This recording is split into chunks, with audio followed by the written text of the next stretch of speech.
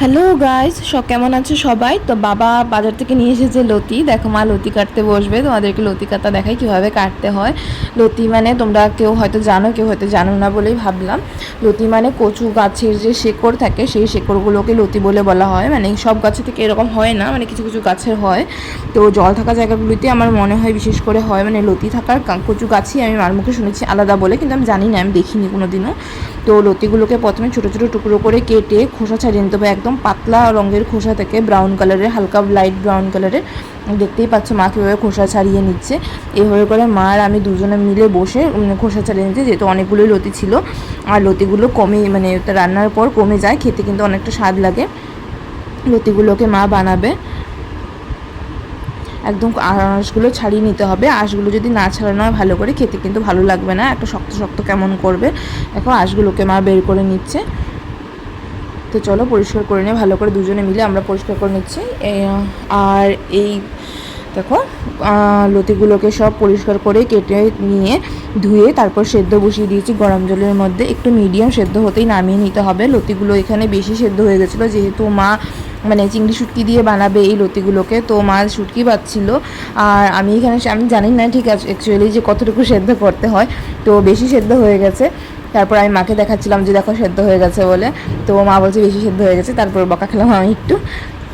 তা আমি তো জানি না যে কতটুকু সেদ্ধ হতে হয়, তো বেশি সেদ্ধ হয়ে গেছিলো একটু। মানে এই দেখো চেপা দিলে মানে একদম গলে গেছিলো, মানে একটু গলে যাওয়ার আগে নামিয়ে নিতে হবে। তারপর জলগুলো সব ঝাড়িয়ে নিয়েছে। আর আমরা এই লতি করতে করতে মানে কাটাছিটা করতে করতেই বাইরে কি জোরে যে ঝড় তুফান শুরু হয়ে গেছে।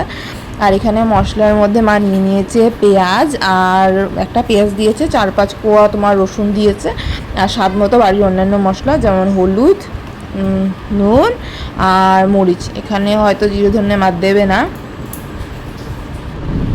দেয়নি, কারণ রসুন মানে শুটকি বানাচ্ছে তো তাই জন্য দেয়নি। আর চিংড়িগুলোর মানে চিংড়ি শুটকিগুলোর মাথা, লেজ, পা এগুলো ছাড়িয়ে নিয়ে গরম জলের মধ্যে অল্প সময় ভিজিয়ে রেখে দিয়েছিল, এতে করে শুটকিগুলো নাকি নরম হয়ে যায় বলে মা বললো। শুটকিগুলো মানে ফুলে যায়, উঠে একটু ভালো করে। তারপর শুটকিগুলোকে একটুখানি হলুদ আর নুন দিয়ে সামান্য পরিমাণে, মানে 1 চিমটি থেকে কম আর কি, দিয়ে একটু হালকা করে ভেজে নেবে। মানে শুটকিটা ভেজে নিতে হয়, শুটকিটা ভেজে নিলে গন্ধ করে না।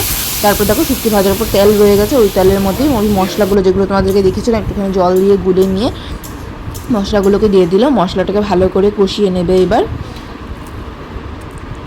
তারপর এর মধ্যে কয়েকটা কাঁচামরিচও মা দিয়ে দিয়েছে। কাঁচামরিচ দিয়ে মানে ভালো লাগে আর কি, ঝাল শুটকি জিনিসটা ঝাল ঝাল খেলেই একটু স্বাদ লাগে। আর যেহেতু কচুগুলো বেশি সেদ্ধ হয়ে গেছে, এটা এখন অনেক গলা একটু হয়ে যাবে অবস্থাটা। তো তোমরা চেষ্টা করো যদি বানাও কোনো দিনও একটুখানি শক্ত রাখার জন্য। দেখো মশলাটা যথেষ্ট শুকিয়ে এসেছে। মশলাটাকে ভালো করে শুকিয়ে কষাতে হবে, যাতে মশলার কাঁচা গন্ধটা না করে। একটুখানি জল শুকিয়ে এসেছে, এই অবস্থায় তোমার লতিগুলোকে দিয়ে দিতে হবে। আর বাবা নিয়ে এসেছে হঠাৎ করে বেলা 12টার সময় মাছ, তো মা বসে গেছে মাছগুলোকে দিতে, আর বাবা এখানে রান্না করছে। আমি বাবা আমাকে বলছে যে তুই দিয়ে নাড়াচাড়া কর। তাই আমি বলে আমি পারবো না, আমি তো ভিডিও করছি, আমি কীভাবে করবো, খাতে পারা যায় না সব সময়। তো বাবা এসে নাড়াচাড়া করছিল আর এই মানে লতিগুলোকে দিয়ে দিল, আর আমি ভিডিও করছি। তো এখন মায়ের হাতে রান্না থেকে চলে গেছে বাবার হাতে রান্না, ঠিক আছে। তো এই লতিগুলো যেহেতু নরম হয়ে গেছে, তো একটু হালকা করে নাড়া দেওয়ার ব্যাপারটা ছিল, নাড়া দিলে ঠিকঠাক থাকতো।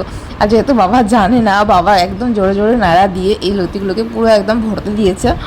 মানে লতি থেকে মানে একটা তরকারি বা ইসে থেকে, মানে এটা বাবা বানিয়ে দিয়েছে মাখা, বুঝলে। কেসটা হয়ে গেছে আমার, মানে আজব কাণ্ড। মানে লতিগুলোকে তোমার জল শুকিয়ে নিতে হবে, কড়াইতে একটু ভালো করে মেলে দিয়ে 1 মিনিট পর পর নাড়া দিতে হবে, যাতে জলগুলো মানে লতির মধ্যে যে এক্সট্রা জলগুলো থাকে যে জলগুলো শুকিয়ে যাবে। লতিটা অবশ্য তো পিছলি যাতে মানে পিছলা টাইপেরই এরকম মানে মাখা মাখা হবেই, কিন্তু বেশি সিদ্ধ হয়ে যাওয়াতে একটু মাখা বেশি হয়ে গেছে। তারপর মা এসে 2-4 বার নাড়াচাড়া করে দেখো কড়াইতে লেগে এসেছে, তার মানে হয়ে গেছে, জলটা শুকিয়ে এসেছে, আর গলা ধরবে না। সেদ্ধ করে নেওয়া হয়েছিল এই জন্যই, যাতে গলাটা না ধরে, গলা ধরার মানে প্রসেসটা মানে শেষ আর কি। যদি তবুও কারো যদি গলাতে কোনো প্রবলেম থেকে থাকে তাহলে খেও না। প্রবলেম থাকলে তোমাদের মানে টনসিল ইত্যাদি প্রবলেম থাকলে তাহলে কিন্তু গলাটা একটু ধরতে পারে, ঠিক আছে। পারে তোমরা লেবু দিয়ে খেও, আর সাথে জল খেও না।